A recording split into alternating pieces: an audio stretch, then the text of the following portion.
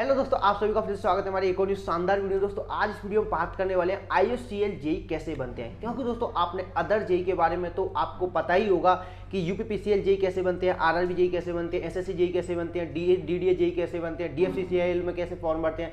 इन सभी का तो आपको यही पता है कि क्वालिफिकेशन क्या क्या चाहिए, कैसे इन्हें फॉर्म भरना है, कब फॉर्म आते हैं, कितनी वैकेंसी आती है, तो आपको इन सब के बारे में पता है और इनके सिलेक्शन प्रोसीजर के बारे में पता है। लेकिन पर यहाँ पर मैक्सिमम लोगों को ये नहीं पता होता है कि IUCL में जेई कैसे बनते हैं, IUCL में कैसे फॉर्म बने, कैसे IUCL में जेई बने, क्या क्वालिफिकेशन मांगी जाती है, क्या इसमें रिक्वायरमेंट होती है, कैसे IUCL में लोग जेई बनते हैं। क्योंकि आपने IUCL जेई का नाम तो बहुत सुना होगा कि IUCL जेई में ये सुविधाएं मिलती है, बहुत सारी सुविधाएं मिलती है, उसकी जॉब बहुत अच्छी होती है। बट यहाँ पर आपको ये पता है क्या कि IUCL में कैसे जेई बनते हैं, कब इसके फॉर्म आते हैं, क्या क्वालिफिकेशन चाहिए होती है, जो जेई बन जाते हैं वो कैसे जेई बनते हैं, कितनी इसको सुविधा मिलती है।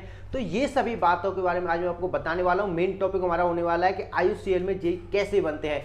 तो दोस्तों वीडियो में एंड तक बने रहिए। अगर कोई भाई हमारे यूट्यूब चैनल पर नए आए तो पहले वीडियो को देखें, अगर वीडियो पसंद आए तो चैनल को सब्सक्राइब जरूर करें। तो दोस्तों IUCL जेई बनने के लिए सबसे पहले जो क्वालिफिकेशन मांगी जाती है, सबसे पहले जो रिक्वायरमेंट होती है वो होती है कि आपके पास 1 साल का अप्रेंटिस होना चाहिए। आपने 1 साल अप्रेंटिस कहीं पर की हुई हो या फिर आपके पास 1 साल का एक्सपीरियंस होना चाहिए। जो मेन क्वालिफिकेशन यहां पर ली जाती है, क्योंकि IUCL जेई कभी भी फ्रेशर के लिए जॉब नहीं निकालता है। फ्रेशर यानी कि किसी ने अगर डिप्लोमा इलेक्ट्रिकल, मैकेनिकल या फिर केमिकल से डिप्लोमा किया हुआ है तो वो डायरेक्ट फॉर्म नहीं भर सकते हैं। उन्हें पहले 1 साल की अप्रेंटिस करके आना होगा या फिर वो कहीं पर 1 साल एक्सपीरियंस लेकर आए, तब वो वहां पर क्वालिफाई हो पाते हैं IUCL जेई का फॉर्म भरने के लिए। तो ये सबसे बड़ी रिक्वायरमेंट होती है और यही कारण होता है कि यहाँ पर हर कोई स्टूडेंट फॉर्म नहीं भर पाता है, हर किसी के लिए जॉब नहीं है। तो दोस्तों अगर आपको यहाँ पर IUCL जेई में जाना है तो आपके लिए सबसे पहली जो क्वालिफिकेशन होती है वो तो होती है आपके पास डिप्लोमा इंजीनियरिंग होना चाहिए। दूसरी होती है कि आप फिर 1 साल की अप्रेंटिस करें। आप अप्रेंटिस कर सकते हैं, IUCL में भी अप्रेंटिस निकाली जाती हैं और यहाँ पर अदर बहुत सारी कंपनी है उनमें भी अप्रेंटिस आप कर सकते हैं। या फिर आपके पास एक्सपीरियंस होना चाहिए। एक्सपीरियंस होना चाहिए उसी फील्ड से एक्सपीरियंस मांगता है जिस फील्ड की वो जॉब है IUCL में। जैसे कि अगर वो वहां पर किसी भी बॉयलर पर आपको जॉब मिलने वाली है तो ऐसी कोई कंपनी होनी चाहिए जहां पर आपने बॉयलर पर काम किया हो, वहां पर बॉयलर वगैरह हो, ऐसी किसी कंपनी से एक्सपीरियंस होना चाहिए। ये नहीं कि A to Z आप किसी भी कंपनी से एक्सपीरियंस ले आए, आप मार्केटिंग का एक्सपीरियंस ले आए या फिर आपने सेल्स में काम किया या फिर आपने यहाँ पर चेकिंग में काम किया, ऐसा कोई भी एक्सपीरियंस नहीं चाहिए। एक्सपीरियंस भी ये यहाँ पर A1 क्वालिटी का मांगते हैं। या फिर आपके पास अप्रेंटिस होनी चाहिए। अगर मैं यहाँ पर मेन बात कहूँ तो यहाँ पर जो जॉब मिल पाती है ना वो मिल पाती है अप्रेंटिस वालों को।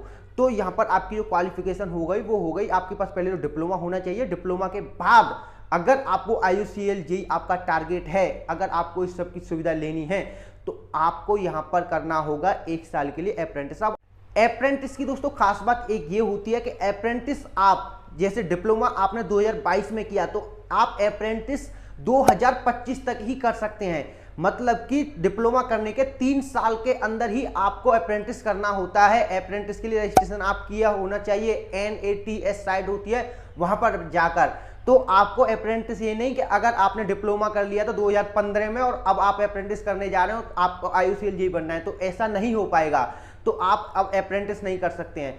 अगर आपने डिप्लोमा किया हुआ है 2019, 2020, 2021 इनमें किया हुआ है तो अगर आपको IUCL जेई बनना है तो आपके लिए यहाँ पर क्वालिफिकेशन एक और बढ़ानी होगी, वो बढ़ानी होगी अप्रेंटिस। और यहाँ पर अगर आपको IUCL ही टारगेट करना है तो आपके लिए सबसे बेस्ट ऑप्शन ये रहता है कि IUCL में अप्रेंटिस की वैकेंसी निकलती है, आप उस अप्रेंटिस को फॉर्म को भरें।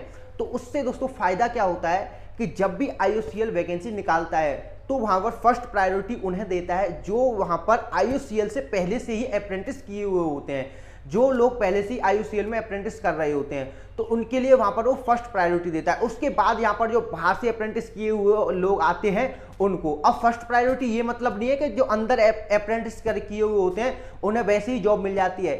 अप्रेंटिस आप करने के बाद आपके लिए यहाँ पर वैकेंसी के लिए फॉर्म निकाले जाएंगे। बट IUCL की बहुत सारी रिफाइनरी हैं, मैं यहाँ पर बात करता हूँ अपनी रिफाइनरी मथुरा की। तो मथुरा में अगर वैकेंसी निकली है तो आप मथुरा रिफाइनरी में आप पूरे इंडिया से कहीं से भी फॉर्म भर सकते हैं। आपके पास अप्रेंटिस होना चाहिए। अगर आपके पास IUCL से आपने अप्रेंटिस की हुई है तो आप यहाँ पर क्या करेंगे, उस अप्रेंटिस को लगाकर आपको एक एग्जाम देना होगा।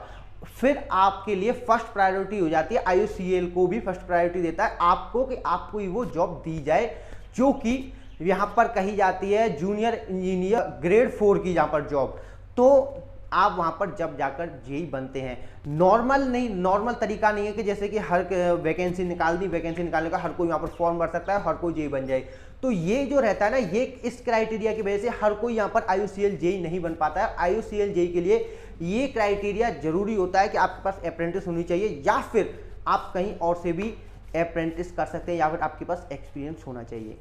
तो दोस्तों, अगर आप IOCL जेई बनना चाहते हैं तो आप पहले तो डिप्लोमा अपना करने के बाद आपको सबसे पहले अपनी अप्रेंटिस का फॉर्म भरना है। और अप्रेंटिस अगर आप करते हैं तो मेरा सजेशन ये है कि आप अप्रेंटिस IOCL से ही करें। IOCL में अप्रेंटिस के फॉर्म निकलते हैं, तो आप वहाँ से अप्रेंटिस करें। अप्रेंटिस करने के बाद अगर तभी वैकेंसी आ जाती है जैसी आपकी अप्रेंटिस होती है, तो आपके लिए फर्स्ट प्रायोरिटी और सबसे अच्छा मौका रहता है। नहीं तो आपके पास आपकी अप्रेंटिस तो हो ही गई और आपके पास डिप्लोमा है, तो आप अदर जॉब की तैयारी तो कर ही सकते हैं, लेकिन पर आपके पास IOCL का ऑप्शन खुल जाता है, और जिससे कि IOCL जो जाना जाता है बहुत सारी सुविधाओं के लिए, बहुत सारी अच्छी सैलरी के लिए।